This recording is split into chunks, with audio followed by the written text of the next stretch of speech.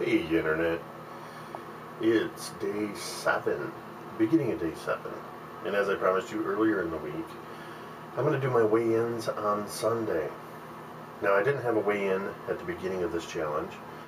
I did weigh 331.5 pounds. So I'm going to step on the scale now and see how much I weigh. 324.5. 7 pounds, woohoo! It's day 7, and I feel really good. Got lots of energy. Felt it was time for a good long walk, so I'm doing about a 5-miler. This is the part of town I grew up in. Lived right across the street from this church. This is the hospital I don't want to end up at. Sure, I've been here a few times for your average kid type injuries.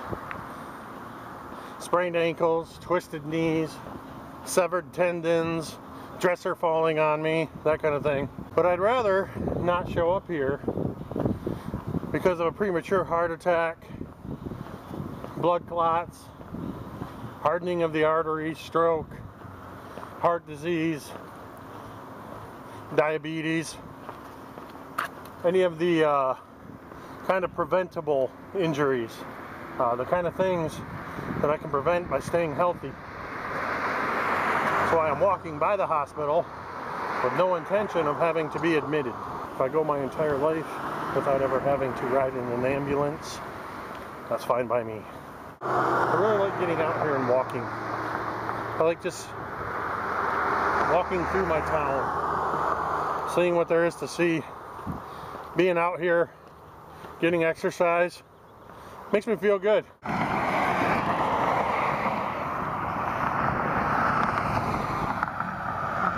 I was never much of one for KFC. Whenever I did eat at KFC though, it was a party-sized popcorn chicken, and it was a party of one, let me tell you.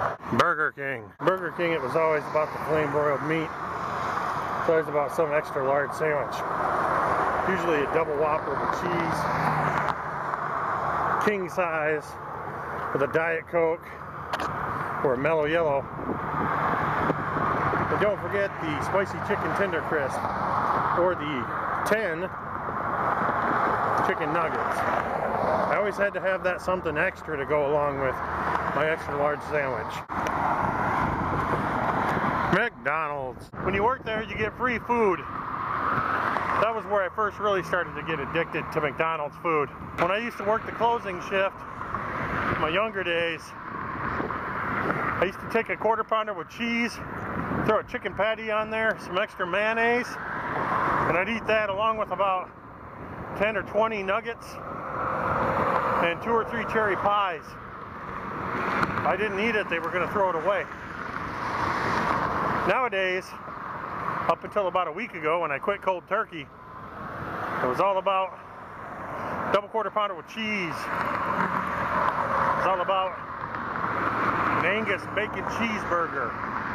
Once in a while a Big Mac. And I always had to have a McChicken sandwich, or 5-piece chicken tenders, or 10-piece nuggets, or the chicken poppers. When the McRib was here, I would eat not 1, but 2 McRib sandwiches with a large size fry. Sometimes I'd even get a chicken McSandwich for after I finished with my barbecue ribs. Now Raleigh Auto Parts, that ain't no fast food, but there used to be an Arby's right there. Oh, Arby's. Get a turkey bacon ranch market fresh sandwich with an extra large curly fries, an order of mozzarella sticks, and some jalapeno poppers.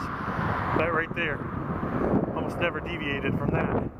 And almost always bought that food all at once and ate it all in about 15 minutes.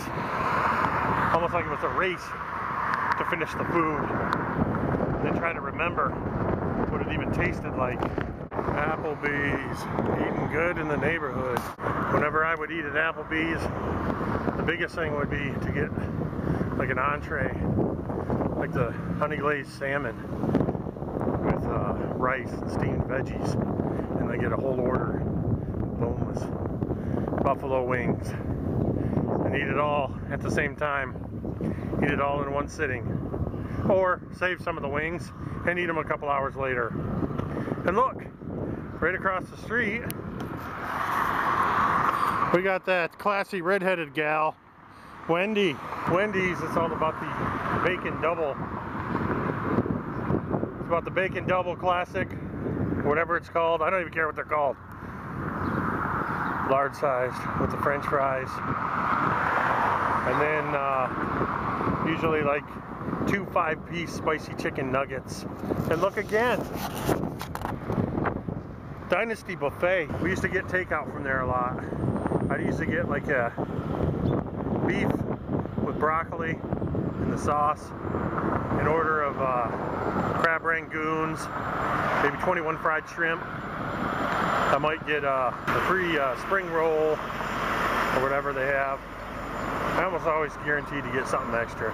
Egg drop soup. Now again, was always a single meal for me. There was never any save stuff for another day or another time. I just didn't know the meaning of that. So I wasn't trying to brag back there about all the fast food I was eating. It was more just to show what bad habits I had, why I am the way I am, why now at almost 40 I weigh 330 pounds. I wasn't always this big. Some of you guys will remember me from high school when I was super skinny. I was a scrawny nerd. Now I'm just a fat nerd. But I was like super skinny. Had no meat on my bones. So how did I go from being skinny guy to fat guy? My journey to a fat guy wasn't a short one. It took a few years to get this big. When I got out of high school, I put on a little bit of weight. It was all pudgy. In 1994, after working in various jobs, probably about a half a dozen different jobs by then, I was about 220 pounds of just pudge. And then I enlisted in the Army.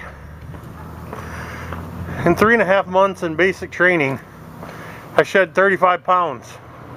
I'd lost so much weight that when my now wife and her brother came to see me down at Fort Benning, Georgia for my graduation, they didn't recognize me.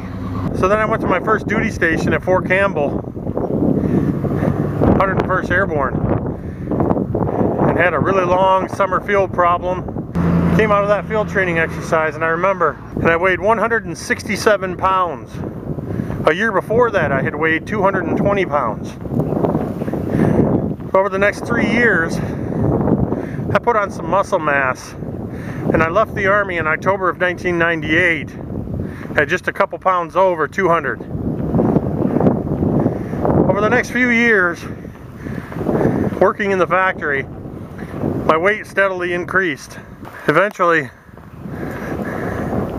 I remember sitting around 235 pounds and just going, man, I got to do something about this. 250 pounds, I got to lose some weight. 275, 280, I still couldn't lose the weight. I remember saying to myself, if I ever get to be 300 pounds, I got to do something about it. I should have said that a long time ago. I should have said that at 235 pounds. And I remember one year, right before Christmas, I almost hit 300 pounds. I stepped on the scale at work. We had these big freight scales, and I weighed 297 pounds. I was able to skirt away from 300. And then in 2006, I lost my job. After nearly 10 years of working at that factory, a job I desperately hated, they announced that they were closing the factory. It was mixed blessings. I was going to be unemployed, but I'd never have to work in that place again. I was able to go back to school, so I was unemployed and a full-time college student for 2 years, during which time, apparently, I stopped caring about my weight. In those 2 years, I gained another 40 pounds and found myself tipping the scales at 330 pounds. And since that time I've yo-yoed. I got close to breaking the 300 barrier.